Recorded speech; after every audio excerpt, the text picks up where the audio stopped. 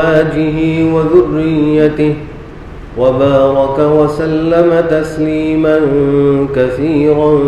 كثيرا أما بعد فأعوذ بالله من الشيطان الرجيم بسم الله الرحمن الرحيم إنما أموالكم وأولادكم فتنة والله عنده أجر عظيم وقال تعالى يا أيها الذين آمنوا قوا أنفسكم وأهليكم نارا وقودها الناس والحجارة عليها ملائكة غلاظ شداد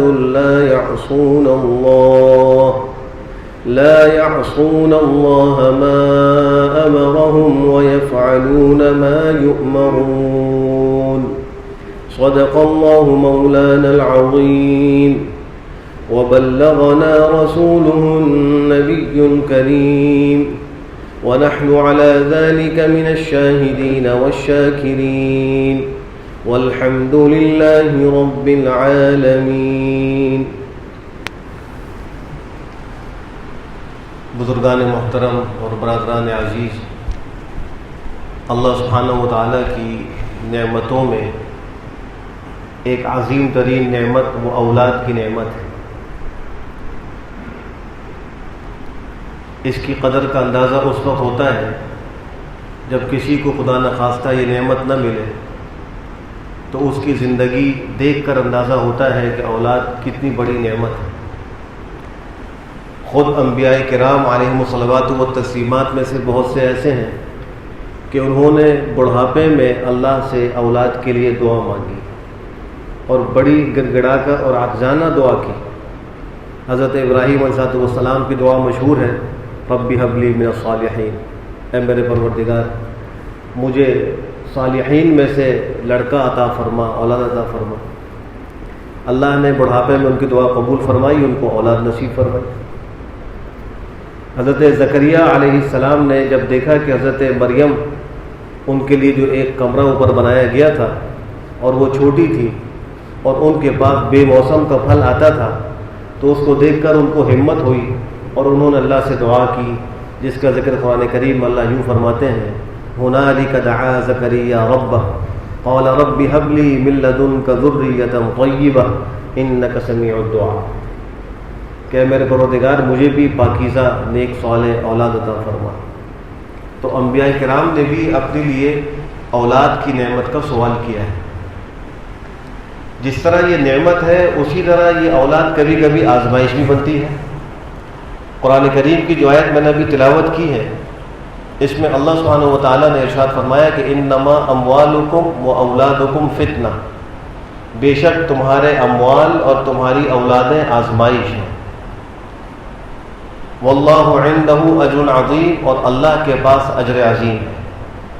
اصل اجر تو اللہ کے پاس ہے جو اللہ عطا فرمائیں گے، لیکن اس دنیا میں اللہ کی جو نعمتیں ہیں ان نعمتوں میں کبھی کبھی انسان کی آزمائش ہوتی ہے.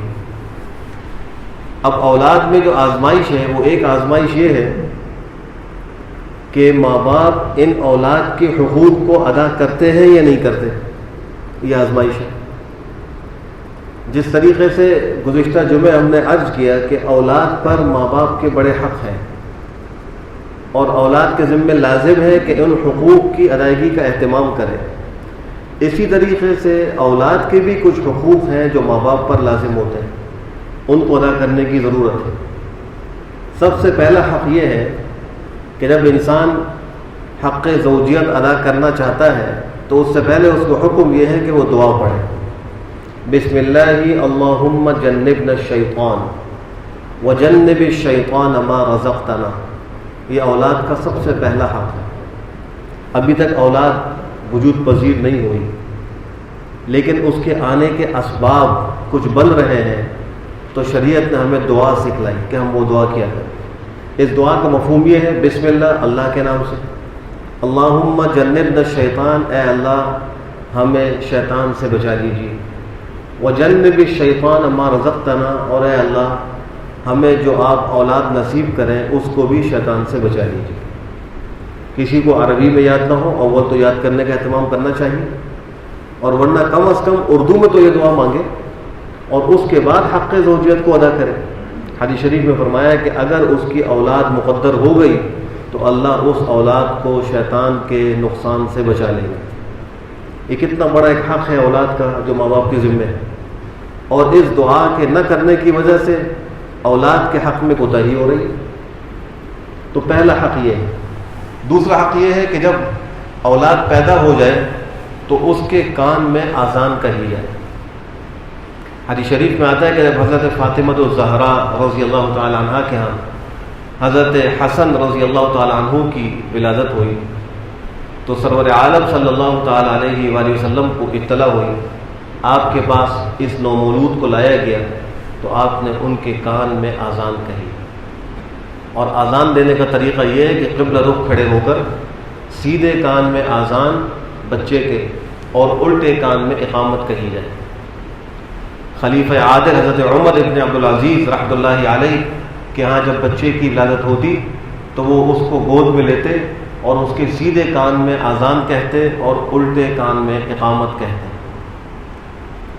کتنے مسلمان ایسے ہیں کہ وہ یہ عمل بھی خود نہیں کر سکتے، جیسے ہی بچہ پیدا ہوتا ہے جن کو کچھ توجہ ہوتی ہے تو وہ اذان کہنے کے لیے کسی قاری صاحب کی، امام صاحب کی تلاش شروع کرتے ہیں، اور اگر رات کو بچہ پیدا ہوا ہے اب اس وقت وہ میسر نہیں تو یہ بچے کا حق ان سے رہ جاتا ہے اور ادا نہیں ہو پاتا۔ خود ماں باپ میں جو موجود ہے، نانا نانیوں میں کوئی موجود ہے، دادا موجود ہے، چچا یا ماموں کوئی موجود ہے، ان کو چاہیے کہ ایسے موقع پر بچے کو لیں اور اس کے کان میں اذان کہیں۔ اور ہر مسلمان کو اذان اور اقامت تو آنی چاہیے۔ اس میں بھی اگر ہم دوسروں کے محتاج ہیں تو یہ نہایت ہی افسوس کی بات ہے۔ تو اس موقع پہ کسی خاص آدمی کو تلاش کرنے کی ضرورت نہیں، جس کے ہاں پیدائش ہوئی ہے بچے کی وہ خود اگر والد موجود ہے یا اس کے بچوں میں کوئی بڑا بچہ موجود ہے یا اس کے اور رشتہ داروں میں کوئی موجود ہے، وہ بچے کو گود میں لیں اور اس کے سیدھے کان میں اذان کہیں اور الٹے کان میں اقامت کہیں۔ اور اس کا طریقہ یہی، کھڑے ہو کر بچے کو گود میں لے لیں اور آہستہ آہستہ اس کے کان میں کہیں اللہ اکبر اللہ اکبر اللہ اکبر اللہ اکبر، جیسے اذان میں کلمات کہے جاتے ہیں۔ پھر اشہد ان لا الہ الا اللہ، اور اقامت میں ذرا تیز تیز کہے جاتے ہیں اللہ اکبر اللہ اکبر اللہ اکبر اللہ اکبر، اشہد ان لا الہ الا اللہ اشہد ان لا الہ الا اللہ اشہد ان محمد رسول اللہ اشہد ان محمد رسول اللہ، حی علی الصلاۃ حی علی الصلاۃ حی علی الفلاح حی علی الفلاح، قد قامت الصلاۃ قد قامت الصلاۃ، اللہ اکبر لا الہ الا اللہ۔ بائیں کان میں یہ کلمات کہتے ہیں، سیدھے کان میں پوری اذان، الٹے کان میں پوری اقامت۔ اس کا بچے کو جو فائدہ ہے وہ یہ کہ اس دنیا میں آنے کے بعد اس کے کان میں اللہ کی بڑائی کا کلمہ گونجتا ہے اور اس کی فطرت میں ہی یہ چیز داخل ہو جاتی ہے کہ اس کی پیدائش سے پہلے اللہ کا نام لیا گیا، پیدا ہونے کے بعد اس کے کان میں اللہ کی بڑائی، اللہ کی توحید کی گواہی، جناب نبی کریم صلی اللہ تعالی علیہ وآلہ وسلم کے لیے رسالت کی گواہی دی جا رہی ہے۔ یہ اس بچے کے نیک اور صالح ہونے میں بہت مفید ثابت ہوتا ہے، اور اس عمل کے نہ کرنے کی وجہ سے خرابیاں بھی ہوتی ہیں۔ تو دوسرا حق یہ ہے کہ اس کے کان میں اذان کہی جائے۔ تیسرا حق یہ ہے جو تقریباً آج کل متروک ہو چکا ہے، وہ ہے تحنیک۔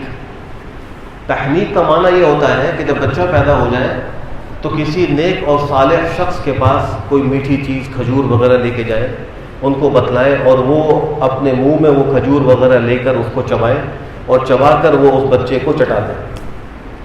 اس عمل کو تحنیک کہا جاتا ہے۔ حدیث شریف میں آتا ہے کہ حضرت انس بن مالک سے مروی ہے، فرمایا کہ جب حضرت ابو طلحہ کے ہاں لڑکا پیدا ہوا تو ان کی والدہ حضرت ام سلیم نے کپڑے میں لپیٹ کر وہ بچہ ان کو دیا۔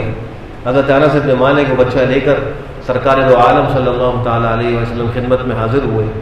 آپ نے ایک کھجور چبائی اور اپنے لعاب سے ملی ہوئی وہ کھجور اس بچے کو چٹائی اور پھر اس کے سر پر ہاتھ پھیرا، برکت کی دعا دی اور اس کا نام عبداللہ تجویز کیا۔ یہ تحنیک کی ایک سنت ہے جو اولاد کا حق ہے۔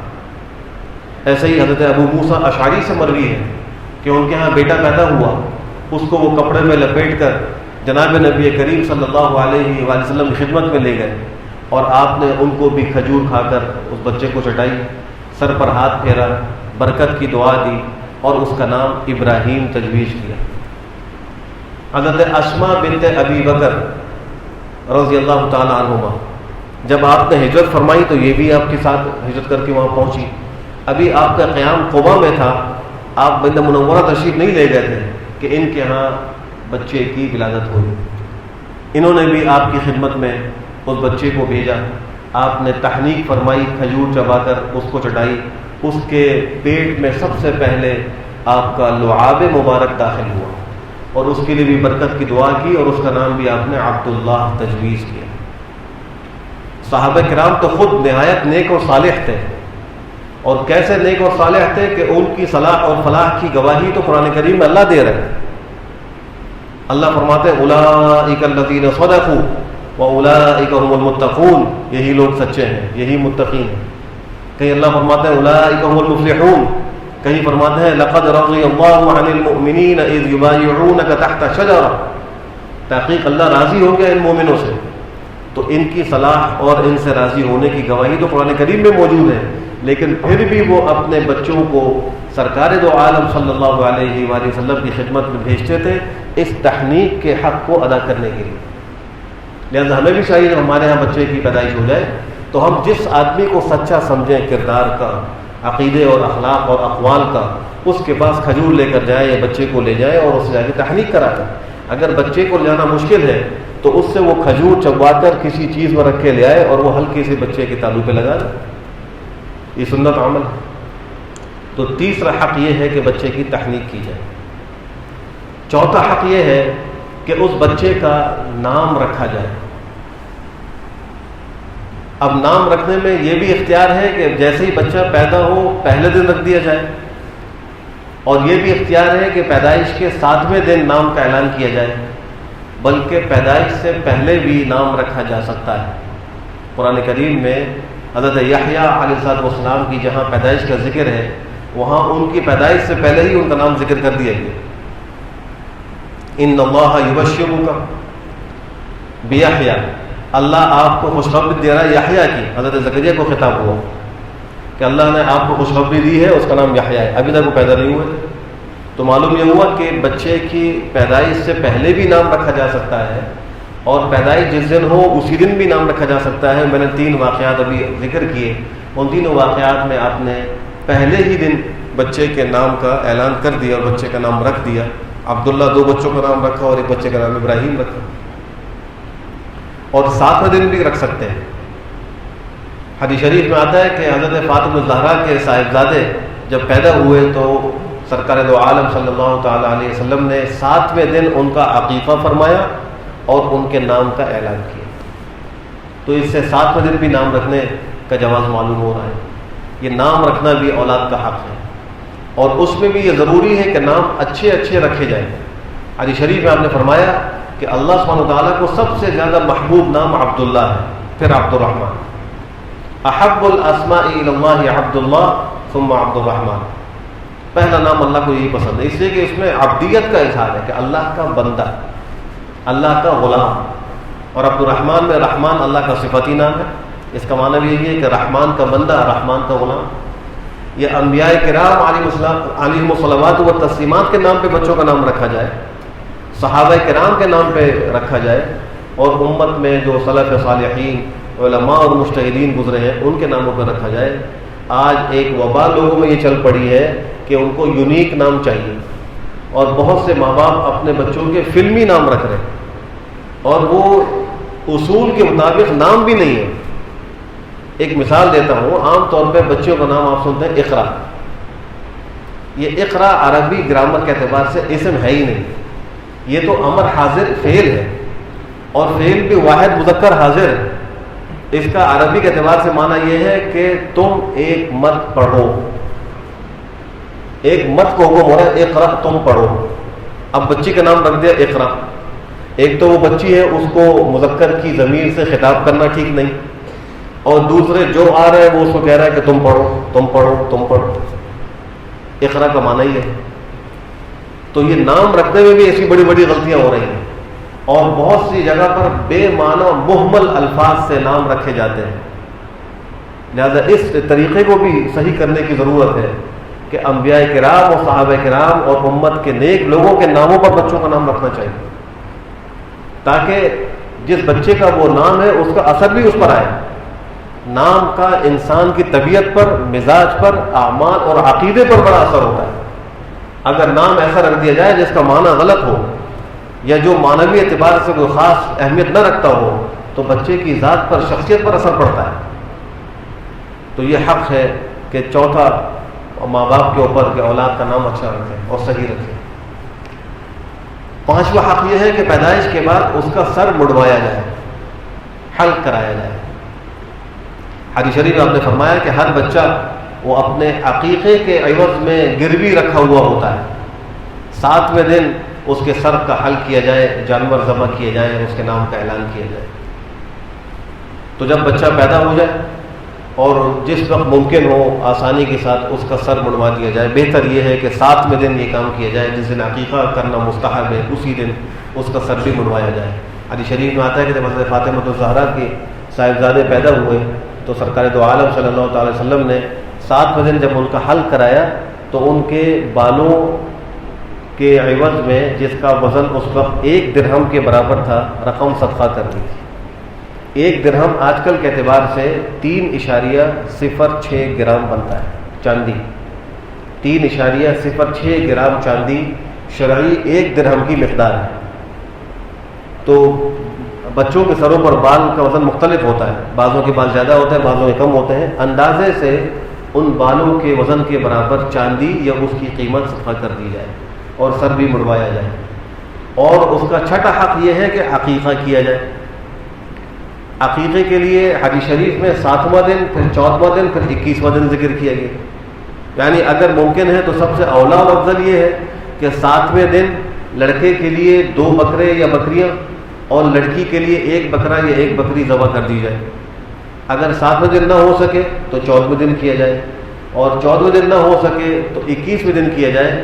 اور اس کے بعد پھر جب بھی اگر ممکن ہو تو کیا جا سکتا ہے، لیکن پھر بھی اولا اور بہتر یہ ہے کہ اس کی زندگی میں جو 7واں دن بنتا ہے اس کی رعایت کر لی جائے. اور 7ویں دن کا اندازہ اس طرح ہوگا کہ جس دن بچہ پیدا ہوا اس کی پیدائش سے جو پہلا دن ہے وہ اس کی زندگی میں ہمیشہ 7واں ہوگا. یعنی اگر بچہ جمعے کو پیدا ہوا تو جمعرات کا دن اس کی زندگی میں جب بھی آئے گا وہ 7واں ہوگا. اس کی رعایت کر لی جائے، اور نہ بھی کی جائے تو کوئی حرج نہیں. اور زندگی میں جب بھی عقیقہ کیا جائے تو عقیقہ کیے جانے کی اجازت ہے. حدیث شریف میں آتا ہے کہ سرکار دو عالم صلی اللہ تعالی علیہ وآلہ وسلم نے اپنا عقیقہ اپنی بعثت کے بعد خود کیا. 40 سال کی عمر میں آپ کو نبوت ملی، اس نبوت کے بعد آپ نے اپنا عقیقہ خود فرمایا. حضرت ابراہیم علیہ السلام نے اپنا عقیقہ کیا، اس وقت ان کی عمر 80 سال تھی.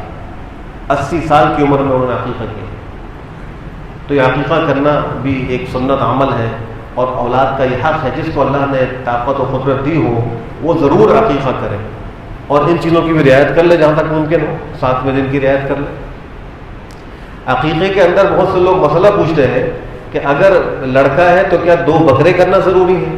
تو اس کا جواب یہ ہے کہ بکروں کا 2 ہونا لڑکے کے لیے مستحب ہے، خواہ وہ بکرے ہوں یا بکریاں ہوں. 1 بکرا ہو 1 بکری ہو یہ بھی ٹھیک ہے، 2 بکرے ہوں یہ بھی ٹھیک ہے، 2 بکریاں ہوں یہ بھی ٹھیک ہے. لیکن اس میں قربانی کے جانور کی جو قیود ہے اس کا لحاظ رکھنا چاہیے.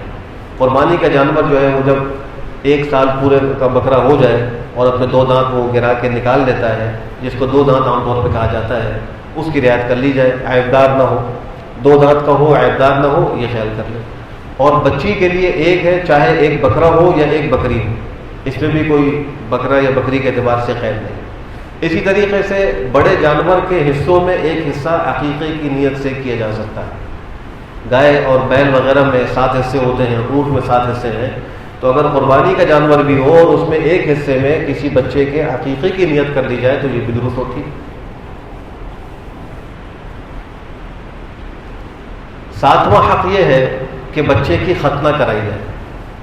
حدیث شریف میں آتا ہے کہ جو 10 فطرت کے خصال ہیں جن کو خصال فطرت کہا جاتا ہے، ان کے اندر ایک ختنہ بھی ہے جو ملت ابراہیمی سے چلا آ رہا ہے. حضرت ابراہیم علیہ السلام کی ملت میں یہی تھا، اور اس ملت میں بھی حکم ہوا ہے کہ بچوں کی ختنہ کرائی جائے، اور اس کے لیے بھی بہتر طریقہ یہ ہے کہ 7 دن کر لیا جائے، ورنہ جب ممکن ہو اس کے بڑے ہونے سے پہلے پہلے جتنی چھوٹی عمر میں کر لیا جائے اتنا بہتر ہے، یہ بھی اولاد کا حق ہے۔ 8واں حق یہ ہے کہ بچے کے لیے دعائیں کی جائیں۔ ماں باپ کے ذمے یہ ہے کہ اولاد کے لیے خوب دعائیں کیا کریں۔ آج ماں باپ اولاد کے لیے دیگر بہت سی چیزیں سہولت کی اختیار کر رہے ہوتے ہیں، لیکن دعاؤں کے اندر بڑی کمی ہے، دعائیں نہیں کرتے ان کے لیے۔ قرآن کریم میں سورہ ابراہیم کے آخر میں حضرت ابراہیم علیہ السلام کے قصے میں جو دعائیں منقول ہیں، رب اجعلنی مقیم الصلاۃ ومن ذریتی ربنا وتقبل دعا، جو نماز کے اندر بھی پڑھی جاتی ہے، اس میں بھی اولاد کے لیے اقامت صلاۃ کی دعا موجود ہے۔ رب هب لی من لدنک ذریۃ طیبہ، رب هب لی من الصالحین، یہ سب ادعیہ ہے۔ ایسے ہی سورہ فرقان کے آخر میں ربنا هب لنا من ازواجنا وذریاتنا قرۃ اعین وجعلنا للمتقین اماما، یہ ساری دعائیں اور احادیث کی دیگر دعائیں عربی میں یاد ہو تو اور اردو میں یاد ہو تو ان کا اہتمام کرنا چاہیے، یہ بھی اولاد کا حق ہے۔ 9واں حق یہ ہے کہ اولاد کے درمیان میں برابری کی جائے۔ عطیہ دینے میں، ہدیہ دینے میں، کوئی چیز دینے میں اولاد میں برابری کرنا یہ ماں باپ پر حق ہے اولاد کا۔ بعض دفعہ ماں باپ بھی کرتے ہیں، کسی ایک بچے کو زیادہ دیتے ہیں، دوسرے کو کم دے دیتے ہیں، اور چھوٹے بچپن کی حالت میں کوئی ٹافی چاکلیٹس لے کر آئے، برابر تقسیم نہیں کی۔ یہ اس طرح برابر تقسیم نہ کرنا اولاد کی حق تلفی ہے، ان کو برابر دینا چاہیے۔ حدیث شریف میں آتا ہے کہ حضرت نعمان ابن بشیر سے مروی ہے کہ میرے والد بشیر ابن سعد انصاری تھے، ان کی جب شادی ہوئی عمرہ بنت رواحہ جو ان کی والدہ ہے، اور یہ پیدا ہوا حضرت نعمان، تو عمرہ بنت رواحہ نے اپنے شوہر بشیر سے کہا کہ تم میرے بچے کے لیے کچھ ہبہ کرو، کچھ ہدیہ کرو۔ ان کے اور بھی بچے تھے اور ان کے علاوہ بھی اور ان کی بیگمات تھی، تو انہوں نے کہا کہ میرے اس بچے کے لیے کوئی ہبہ کرو۔ تو بعض روایتوں میں آتا ہے انہوں نے غلام یا باندی، اور بعض میں آتا ہے کوئی باغ، ایک باغ تھا وہ ہبہ کیا، اپنی بیوی کے اصرار پر بیٹے کے لیے ایک باغ ہبہ کر دیا، گفٹ کر دیا۔ تو بیوی نے کہا کہ میں تو اس وقت تک راضی نہیں ہوں گی جب تک کہ تم اس پر جناب نبی کریم صلی اللہ تعالیٰ علیہ وسلم گواہ نہ بناؤ، تم ان کو گواہ بناؤ گے تو میں راضی ہوں۔ چنانچہ یہ حضرت بشیر آپ کی خدمت میں حاضر ہوئے اور عرض کیا کہ میری بیوی عمرہ بنت رواحہ نے میرے بیٹے نعمان کے لیے یہ مجھے ہبہ کرنے کو کہا ہے، اور اس پر آپ کو گواہ بنانے کے لیے کہا ہے، تو کیا آپ اس پہ گواہ بن جائیں گے؟ آپ نے فرمایا تمہاری اس کے علاوہ اور اولاد بھی ہے؟ ان کا جی اور بھی اولاد ہے۔ کہا ان سب کو تم نے یہ ہبہ کیا ہے؟ انہوں نے کہا کہ نہیں، اوروں کو تو نہیں کیا، خالی ان کو کیا ہے۔ تو آپ نے فرمایا کہ پھر تم مجھے اس پہ گواہ نہ بناؤ، اس لیے کہ میں ظلم پر گواہ نہیں بنتا، میں ظلم پر گواہ نہیں بنتا۔ اور فرمایا کہ تم اس بات کو پسند نہیں کرتے کہ ساری اولاد تمہارے ساتھ حسن سلوک کرنے میں برابر ہو، سب تم سے برابر حسن سلوک کرے؟ کہا بالکل پسند کرتا ہوں۔ تو کہا تم نے پھر کیوں برابری نہیں کی؟ لہٰذا میں اس پہ گواہ نہیں بن سکتا، یا تو اپنے ہر بچے کو یہ غلام اور باندی یا باغ دو، اور ورنہ میں اس پہ گواہی نہیں دوں گا۔ معلوم یہ ہوا کہ اولاد کے معاملے میں ماں باپ کو چاہیے کہ برابری کریں۔ اسی طریقے سے ان کا 10واں حق یہ ہے کہ میراث سے ان کو محروم نہ کریں۔ بہت سے لوگ ہیں وہ اولاد کی نافرمانی یا کسی تکلیف کی وجہ سے کچھ پیپر بنوا لیتے ہیں اور اس میں لکھوا لیتے ہیں کہ یہ بچہ ہے، ہم نے اس کو عاق کر دیا اپنی جائیداد سے۔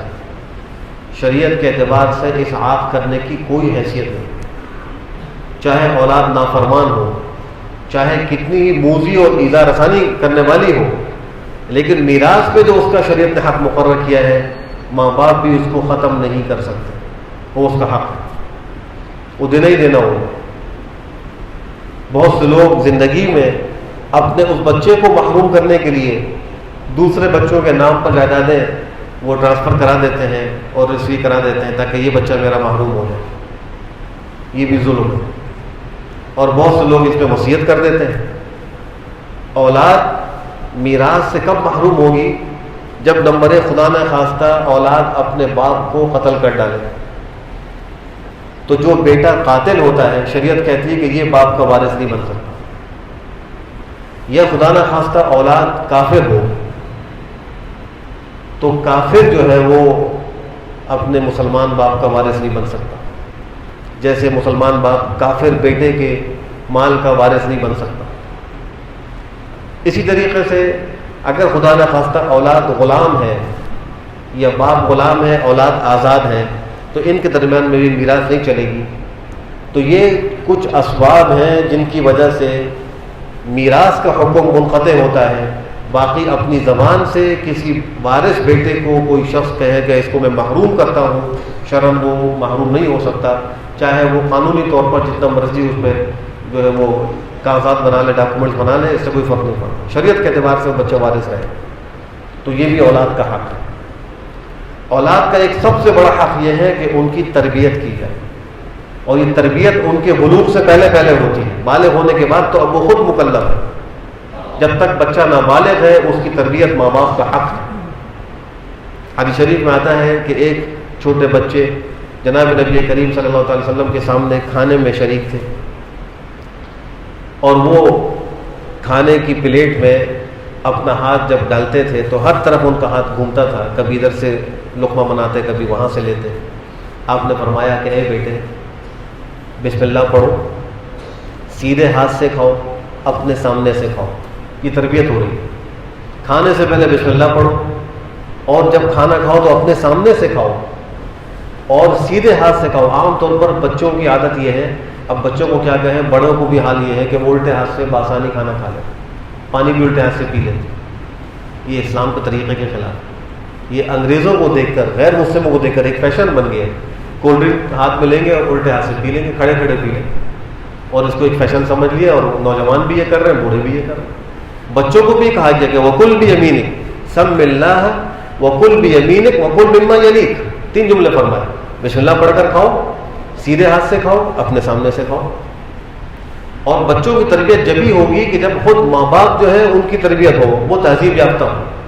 اگر وہ خود ہی خلاف تہذیب کام کرتے ہوں، خود ہی ان کے اخلاق خراب ہو، ان کی زبان خراب ہو، تو چھوٹے بچے کیا سیکھیں گے؟ ان کو ماحول ہی وہ مل رہا ہے۔ جب وہ خود صحیح ہو گئے، اب بچوں کی غلطی پر روک ٹوک کریں۔ بہت سے ماں باپ ہیں وہ بچوں کی غلطی پر کہتے ہیں بچہ یہ کچھ نہیں، صحیح ہو جائے، اور اس کی غلطیوں پر ہنس رہے ہوتے ہیں۔ یہ تربیت اولاد کے اصول کے خلاف ہے۔ اولاد کی تربیت یہ اولاد کا حق ہے، اور اس زمانے میں لوہے کے چنے چبانے کے اترا دیں۔ جب ماحول اور معاشرہ اتنا بگڑ چکا ہے کہ اس میں اولاد کو سنبھالنا ماں باپ کے لیے ایک بہت بڑی آزمائش بن چکا ہے، اس موقع پر ضرور اس حق کی ادائیگی کا اہتمام ہونا چاہیے۔